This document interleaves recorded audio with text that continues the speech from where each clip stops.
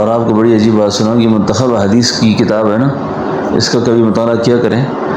اس منتخب حدیث کے اندر نا ایک حدیث ہے صحیح مسلم شریف کے حوالے سے، غالباً سیدنا ابوبکر صدیق رضی اللہ عنہ جو تھے نا، سیدنا ابوبکر صدیق، ان کو ایک آدمی نا سخت جملے کس رہا تھا، سخت باتیں کر رہا تھا ان سے۔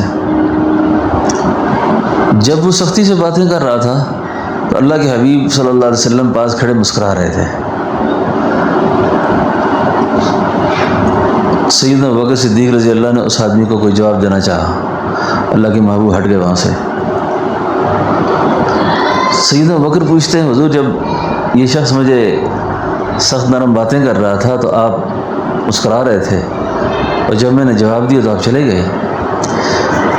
تو فرمایا صدیق میں دیکھ رہا تھا کہ تیری طرف سے ایک فرشتہ اللہ نے بھیج دیا تھا، اور جو تیرے دفاع میں باتیں کر رہا تھا، اور جس وقت تو نے خود جواب دینا شروع کیا نا، فرشتہ وہاں سے اٹھ گیا، شیطان آ گیا، اور جہاں شیطان آ جائے نا وہاں اللہ کے نبی کھڑے نہیں ہوتے، وہاں اللہ کے نبی نہیں کھڑے ہوتے۔